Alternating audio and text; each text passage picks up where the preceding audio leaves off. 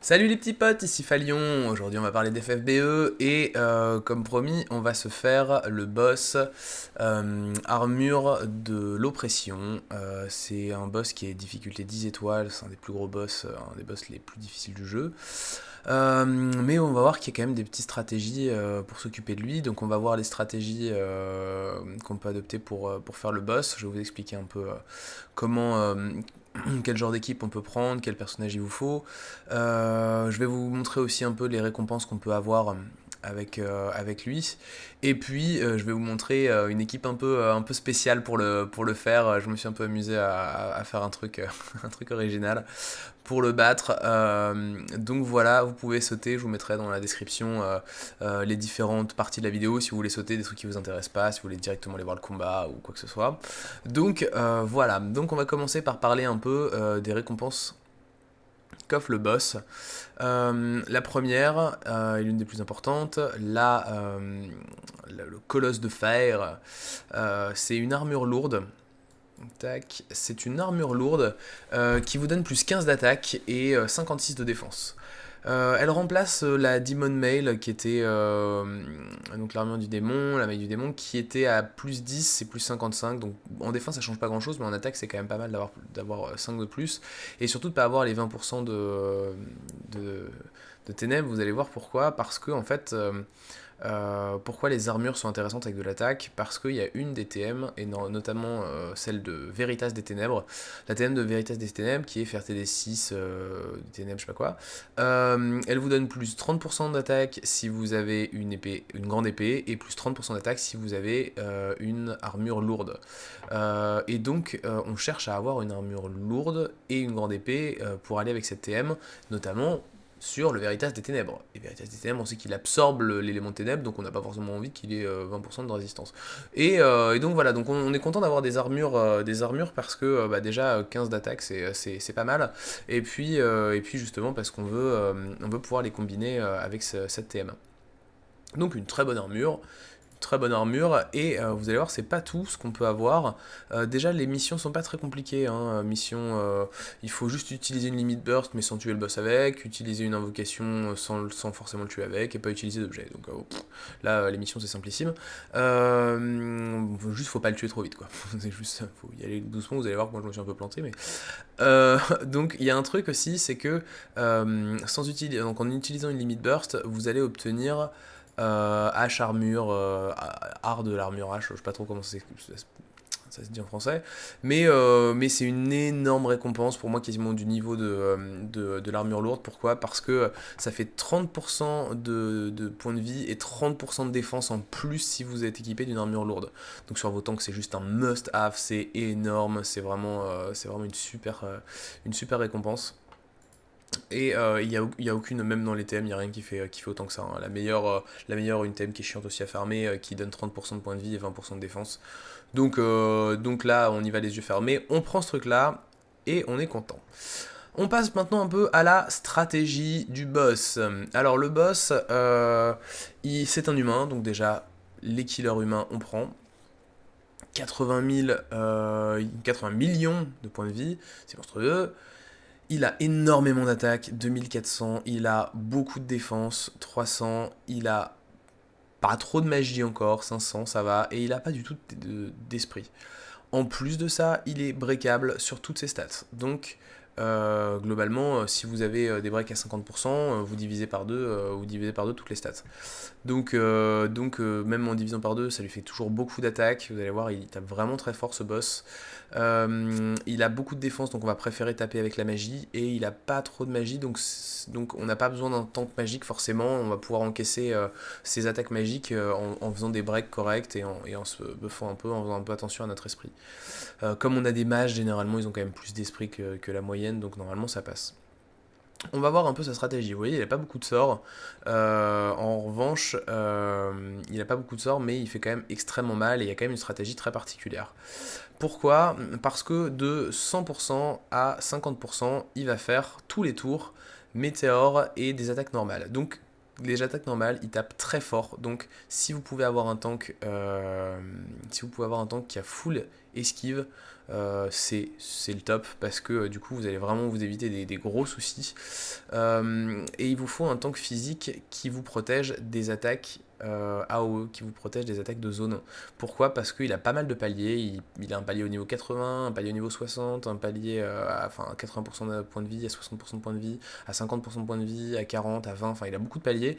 Et à chaque fois qu'il passe un palier, il vous fait Reaper. Et Reaper, ça fait x7 à tout donc à toute votre équipe, et on voit que x7 de 2400, c'est toujours beaucoup plus fort que même le x10 des 500 de magie, hein. C'est concrètement, comme là il a une attaque magique et qu'il a pas beaucoup de magie, on peut le tanker, mais là rien que le x7 avec 2400 d'attaque, je vous promets, vous allez morfler. Et donc où vous avez un tank de folie et avec les mitigations, avec tout ce que vous pouvez pour le buffer comme un fou furieux pour qu'il tank ça. Et après le reste vous l'encaissez en magie avec votre équipe. Donc de 100% à 80%, on est tranquille, il va quasiment rien nous faire à part le météore tous les tours et des attaques normales. Donc là même avec un simple temps provoqueur, vous pouvez garder ça. De toute façon, Warrior of Light, guerrier de la lumière, il est pas mal pour ce combat parce qu'il a de la provocation, donc de 100 à 80% c'est intéressant. Il a une cover AOE, donc il peut couvrir votre équipe contre les attaques physiques, donc très intéressant, et on peut le mettre full esquive, c'est gérable. Donc ce perso est très bien. Donc Guerrier de la Lumière, un des must-have pour ce combat. Très intéressant. Et donc vous allez essayer de tanker toutes ces attaques de 100 à 80 en essayant de builder votre limite et votre invocation pendant ce temps-là. Et tanker, vous allez voir à chaque tour, vous remettez un peu de vie, vous faites vos machins, etc. Ça fait quand même assez mal si vous perdez, je pense, 50% de votre vie avec le météore, si vous n'avez pas des bons buffs. Et donc il va falloir quand même un healer derrière ou au moins de la régène. Vous allez voir moi comment j'ai fait, c'est un peu marrant. Et donc à chaque palier qui va passer, il va vous faire Reaper. Donc là il faut absolument que votre tank il ait sa cover physique d'activer. Et voilà, il finit le tour, il refait un météore, il fait quelques attaques normales et c'est reparti. Donc c'est pas énorme, hein. Jusqu'à 50%, ça va être plutôt simple, on va pas se mentir, même s'il a beaucoup de points de vie, ça va être plutôt simple. Mais même s'il a beaucoup de points de vie, il a vraiment très peu d'esprit, donc vraiment taper en magique un maximum sur lui. En plus, vous pouvez lui débuffer ou lui break sa psy, donc allez-y. Par contre, quand il arrive à 50%, là ça rigole beaucoup moins, parce que là il se met à attaquer. Pressure is tightening. Et ça fait quoi? Ça fait 1000 de dégâts à toute votre équipe. Donc c'est pas mitigation, je crois que ça réduit un peu, mais c'est pas négociable, c'est 1000 à tout le monde. Et surtout, il vous paralyse toute votre équipe à 100%. Donc là, si vous n'avez pas 100% de chance de résister à la paralysie, ça va être compliqué. En plus de ça, il vous draine vos MP. Donc à partir de 50%, en plus il va le faire régulièrement, à partir de 50%, il va se buffer à 100% sur toutes ses stats. Il va mettre des dégâts fixes à toute votre équipe, et en plus de ça, il va vous paralyser et vous bouffer vos MP. Donc là, à partir de 50%, généralement, on essaye de le tomber le plus vite possible, et donc ce qu'on fait, c'est qu'on le rapproche le plus possible de 50%, en maxant, en utilisant si vous voulez le faire avant, en utilisant votre invocation, en faisant vos limit burst, et dès qu'il passe les 50%, vous lui mettez tout. C'est-à-dire qu'au moment de lui faire passer, déjà, vous essayez de l'OS de 51% à 0 direct. Si vous n'y arrivez pas, vous essayez de préparer pour vous faire en 2 tours. D'ailleurs, c'est ce que j'ai fait, ça passe très bien. Comme quoi, on peut tenir un peu cette phase-là, mais vraiment, il faut essayer d'aller vite. Donc parce que pourquoi? Tous les 3 tours il va se rebuffer, se remettre plus 100% à toutes les stats, et en plus ponctuellement et même à chaque palier en plus il va vous faire son AOE qui draine les MP, qui draine les machins. Donc globalement dans votre équipe vous voulez quoi? Vous voulez un tank physique full esquive qui est capable de provoquer ou au moins d'avoir une cover AOE. Ensuite, vous voulez que votre équipe ait pas mal d'esprit pour pouvoir tanker les attaques de magie.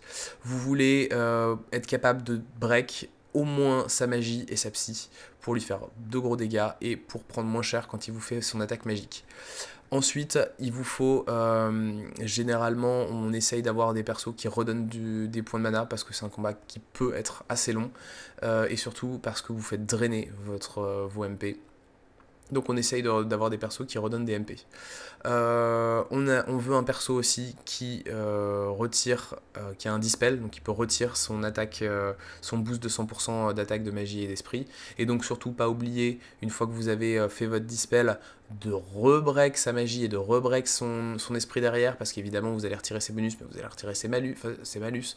Donc n'oubliez pas de rebreak derrière. Et derrière ça, vous allez avoir des gros dégâts magiques à faire le plus possible, le plus fort possible. Donc votre plus gros chainer ou finisher magique derrière. Donc voilà, c'est comme ça un peu que vous allez réfléchir pour faire votre équipe. Maintenant, moi, je vais vous montrer l'équipe que j'ai utilisée pour le faire. Et là, on va un peu rigoler.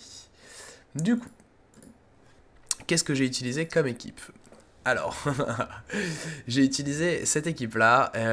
C'est une équipe. Je voulais vous faire ça parce qu'en fait, souvent on parle de dire ouais, on peut faire des trucs, c'est situationnel, mais il y a grave des trucs à faire. Avec CJ Nicole, on en parlait, je vous en parlais, où on empêche les breaks d'attaque, etc. sur son équipe. Du coup, on peut faire ses plus gros buffs et il n'y a pas de contrepartie. Enfin, il y a des trucs à faire. En plus, Illusionniste Nicole, on peut grave s'en servir pour faire tanker une équipe. Enfin, vous allez voir un peu comment on s'en sert, mais souvent on parle de ce genre de cheese, etc. Et on le fait très rarement, on le voit très rarement, on l'utilise assez peu parce que généralement on fait une strat, on fait son truc. Donc là je vous montre que c'est possible d'utiliser ces persos-là, qui ont une vraie utilité et qui sont vraiment très forts.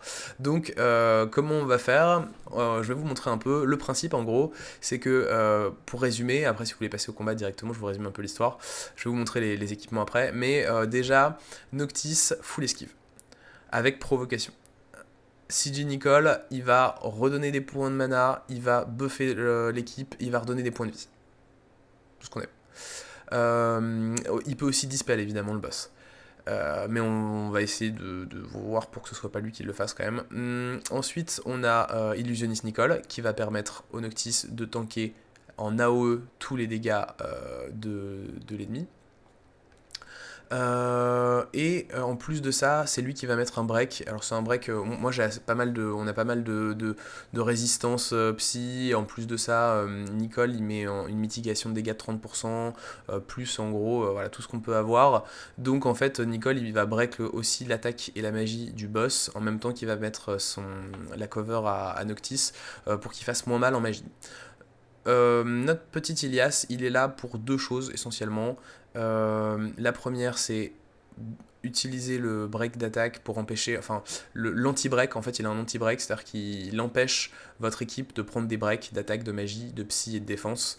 Et le but c'est de faire un espèce de truc cheesy avec Nicole en fait mettant les meilleurs buffs qu'a Nicole. Mais qui ont généralement un malus qui break votre équipe en même temps qu'ils mettent le bonus. Mais comme on a un anti-break, et ben là en fait ça va faire une énorme synergie et on va pouvoir bénéficier de tous les bonus sans les malus.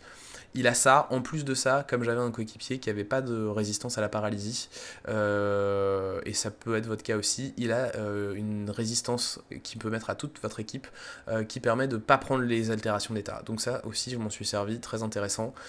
Et donc il y a ça, et si vous vous en servez pas, si par exemple toute votre équipe a de la résistance à la paralysie, vous pouvez vous en servir pour redonner ou des points de mana une fois tous les 3 tours en gros, ou redonner de la vie à toute votre équipe une fois tous les 3 tours aussi, parce qu'en fait votre rotation ça va être réduire les breaks pendant 3 tours, après vous castez votre spell qui vous permet de pouvoir faire votre régénération de points de mana ou de votre régénération de points de vie, et après donc au 3e tour là vous pouvez faire votre régène, etc. Donc c'est pas on va dire un healer de secours ou quelqu'un qui peut vous redonner du mana de secours, et donc voilà, il sert essentiellement à ça. Et donc vous allez voir de toute façon quand on va mettre les buffs, le boss il fait plus rien. Donc ça et Transterra qui va être notre chainer main dégâts. Donc leur équipement c'est quoi ? Noctis classique, j'ai qu'un Noctis donc évidemment j'ai qu'une de ses TM, et le but c'est qu'il ait un peu d'attaque mais on s'en fout un peu. La tunique d'assassin ça lui permet d'avoir la résistance à la paralysie en plus d'avoir de l'esquive, et voilà. Et je lui ai mis un peu de vie un peu de vie et d'esprit parce que j'avais un peu peur qu'il se fasse OS, enfin qu'il se prenne vraiment cher avec les attaques magiques, mais en fait ça va. Ensuite on a Nicole, pareil, résiste à la paralysie, et donc Nicole on lui met PV, psy, un maximum, voilà, c'est ce qu'on aime. Une résistance à la paralysie que j'ai mis ici, et voilà, en plus beaucoup de psy parce qu'elle va régénérer les PM donc, et les PV, donc il faut qu'elle ait quand même pas mal de résistance. Ensuite, Illusionniste Nicole, pareil, résistance à la paralysie avec le chapeau qui est la TM de Sigifina. Et pareil, après, des PV, de la psy en masse. Tac, ensuite, on a Ilias, pareil, vie, psy en masse, résistance à la paralysie, ouais, avec ruban. Et donc voilà. Ensuite, on a Transtera, qui a résistance à la paralysie grâce à Shiva, qui est l'invocation qui est quand elle passe 3 étoiles, elle donne la résistance à la paralysie. Et je lui ai mis Barbaricia pour qu'elle ait beaucoup de points de vie et pour qu'elle puisse avoir le killer d'humain que donne la TM de Barbaricia qui me fait taper 50% plus fort au poil. Donc voilà pour l'équipe que j'avais de mon côté. J'ai un peu galéré, je voulais aussi à la base le faire avec une Barbaricia qui marche aussi très bien, mais le problème c'est que j'ai pas trouvé de bonne Barbaricia, c'était un peu galère, je me suis un peu planté, vous allez voir le boss c'est pas hyper facile, mais avec la bonne strat et quand on est un peu attentif, tout va bien. Donc voilà, maintenant on va passer au combat de boss, tac, comment ça va se passer? Hop, j'espère que le volume est pas trop fort, je suis même pas sûr qu'on l'entende vraiment. Tac, je vais vous mettre un peu de volume quand même. Voilà, là on doit être bien.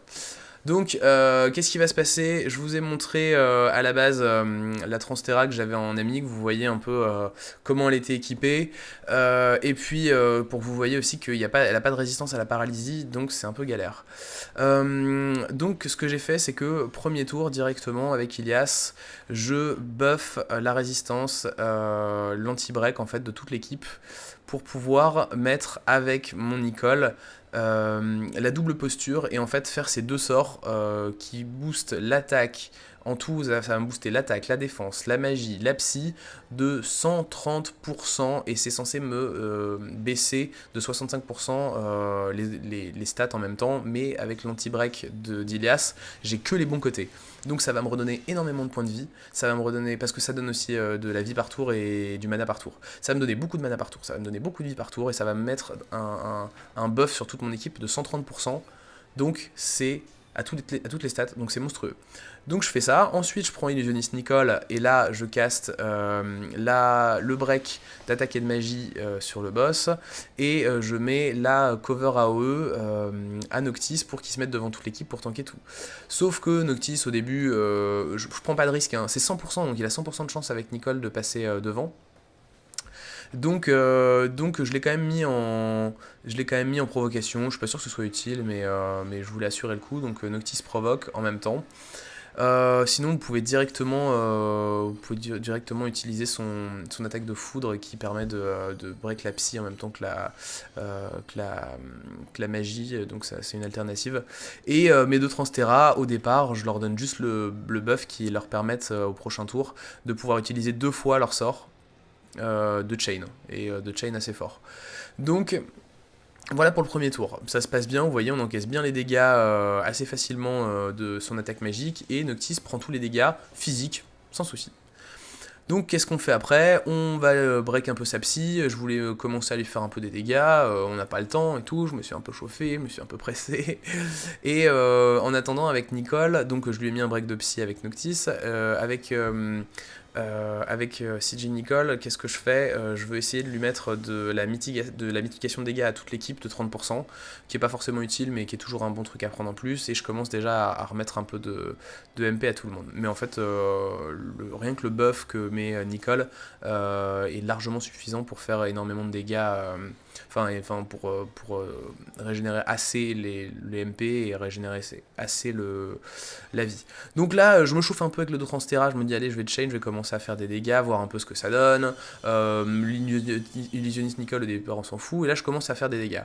Sauf qu'en fait, je me rends compte que je fais beaucoup trop mal et que je passe à la fois les...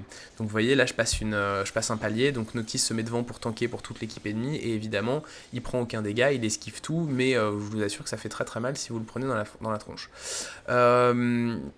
Donc voilà, il fait quand même son attaque magique à toute l'équipe, qui fait pas trop de dégâts.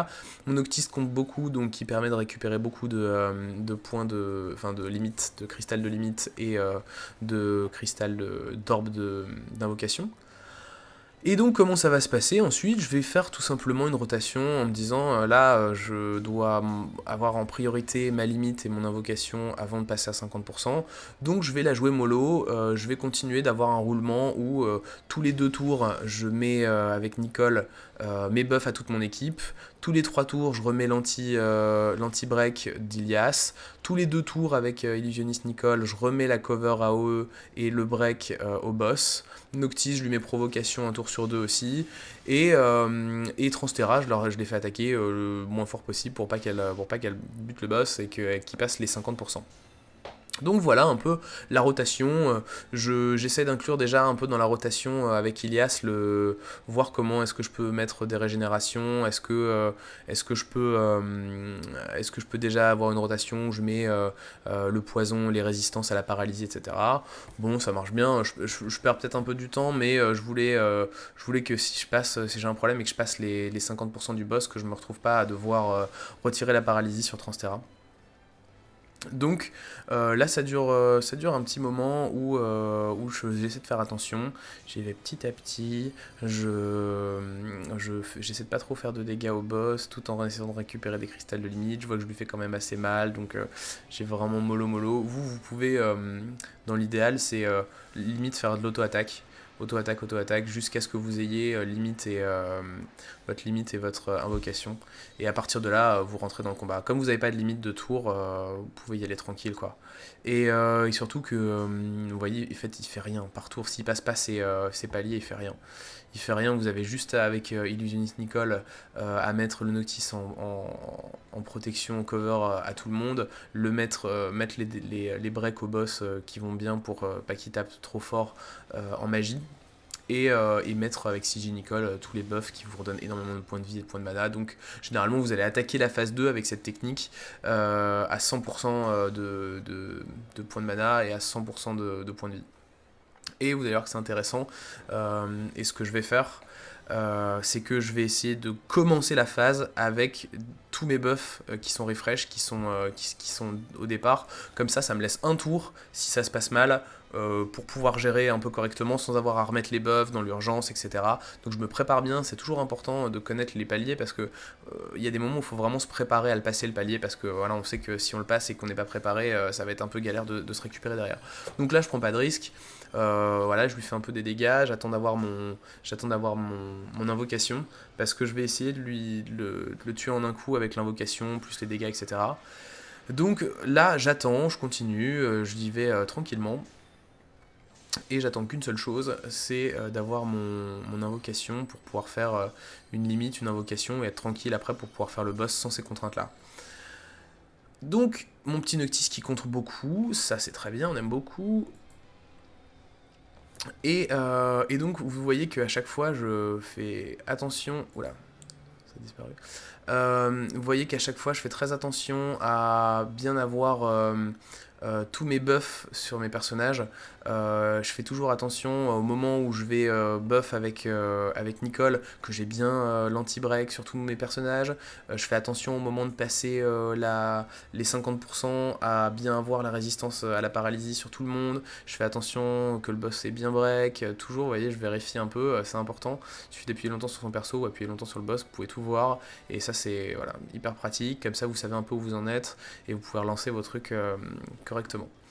Donc voilà, en sachant que il faut être un peu concentré quand même parce que comme il y a des sorts qui durent 2 tours, des sorts qui durent 3 tours, des paliers à passer, des trucs, etc. C'est toujours un peu galère, donc faut bien se concentrer, essayer d'être au taquet et de vérifier sur les personnages si tout est bon chaque fois. Moi je préfère faire ça que me planter parce que clairement ça va vite.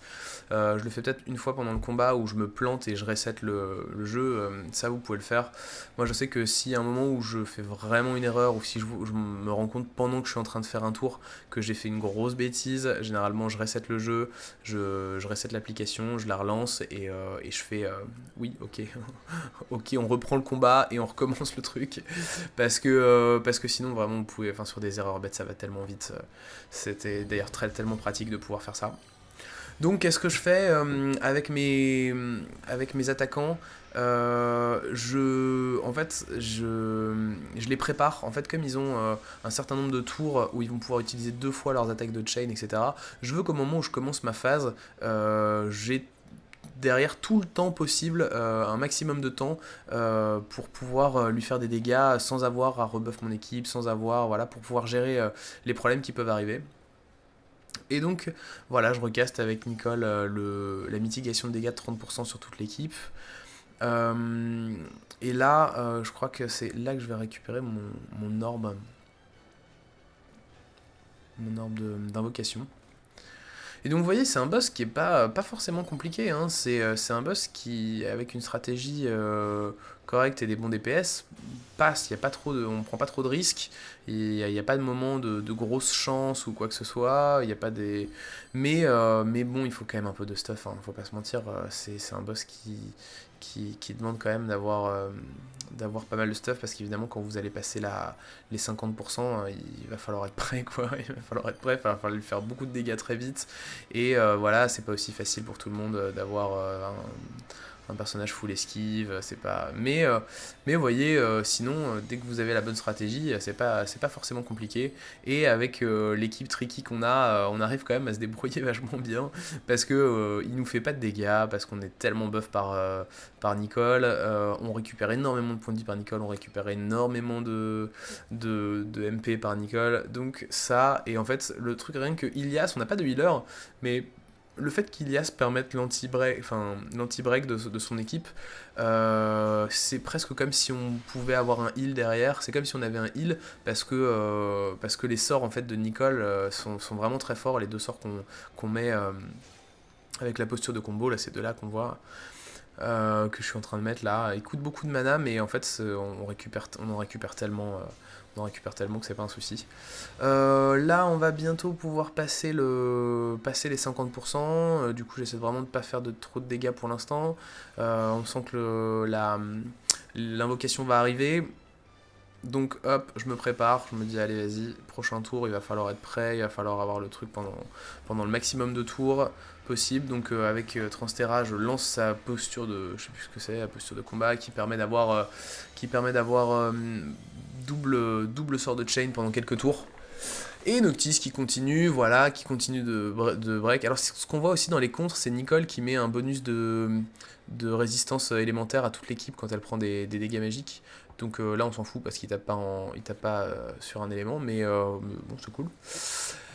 Donc là je regarde, on est tous prêts, on peut faire tout ce qu'on veut. Je me dis le plus important c'est d'avoir le mana qui va remonter à tous les tours et d'avoir les buffs. Donc je remets mes buffs même si je les ai mis au tour d'avant pour éviter à les refresh au tour d'après.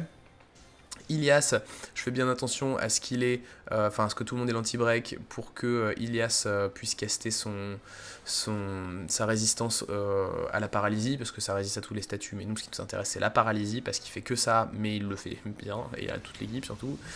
Donc voilà, je vérifie que le boss est bien break, et je crois qu'à ce moment-là, avec Noctis, comme il a tous ses buffs, je vais lui faire un break de psy sur le boss, pour essayer de lui faire le plus mal possible d'un coup, avec mes deux Transterra. Et là, je crois qu'on est parti directement pour essayer de faire des gros dégâts. Je sais qu'il y a un moment je reset le jeu, je sais plus pourquoi, on va voir. On va essayer d'analyser l'erreur un peu en même temps. Je crois... Alors qu'est-ce que je fais? Ouais, je fais l'invocation avec Nicole parce que je veux pas prendre de risque en fait. Je sais que globalement j'ai beaucoup de mana, il pourra pas me pomper tout mon mana d'un coup, etc.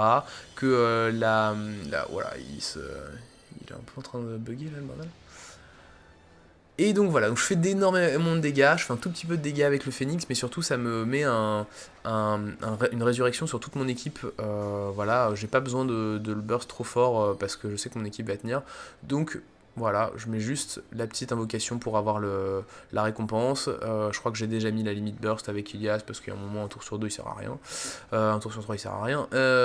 Donc voilà, et là je vois qu'il est à 23, il m'a pas trop pompé de MP, ou s'il l'a fait, il l'a fait à Noctis et du coup ça a esquivé. Là je sais pas trop ce qui s'est passé, j'ai l'impression qu'il m'a pas vraiment rien pompé, je trouvais ça un peu bizarre.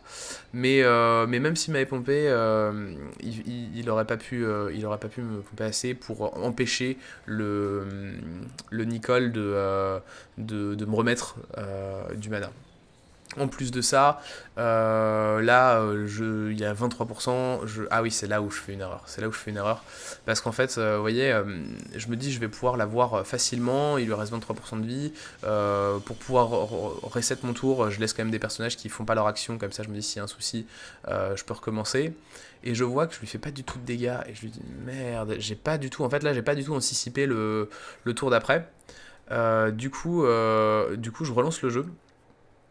Parce qu'en fait, j'ai pas du tout anticipé le tour d'après. Je me suis dit, je vais le tuer à ce tour-là. Donc j'ai tout donné et je me suis pas occupé de faire ce qu'il fallait faire pour passer le tour. Et en fait, je me suis rendu compte surtout que j'avais pas dispel le boss et qu'il avait ses plus 100% d'attaque, de défense, etc. Et c'est ça en fait qui m'empêchait de le tuer. Du coup, je me dis ok, c'est pas grave, on reprend le truc, on peut faire durer le combat un peu plus, je pense pas que ça soit un souci. Mais par contre, je vais quand même là à 23%, je sais que je suis largement capable de lui faire tous les dégâts pour le tuer. Donc je vais chercher un perso pour dispel le boss, ça va être Illusionniste Nicole apparemment.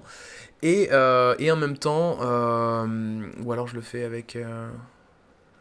l'autre Nicole. J'ai deux Nicole dans mon équipe, c'est pas du tout RP, mais voilà, j'ai deux Nicole. Donc Nicole qui va dispel. Et je vais lui remettre le break au moins le break de psy sur lui après pour pouvoir lui faire des gros dégâts. Voilà, là j'anticipe un peu le tour d'après quand même en me disant, voilà, si y a un souci, au moins le tour d'après je pourrais le gérer. Donc je lui mets un break à la magie et à la psy, on sait que c'est que ça qui peut nous faire des dégâts. Et en même temps je veux pouvoir le finir en un tour, donc le break de psy est indispensable. Ensuite je lance, je crois que je garde mon... Ah, il fait peut-être une limite, ouais, histoire d'être sûr que... De toute façon, je suis quasiment sûr que je vais le tuer là, donc il fait une limite pour être sûr que la limite ait bien été prise en compte par le truc. Et là, je balance la grosse chain de l'enfer pour essayer de le tuer le plus fort possible. Et ça passe à l'aise. À l'aise. Donc voilà, donc à ce moment-là, évidemment, on est content, hurrah, alléluia, on jette les confettis, tout va bien.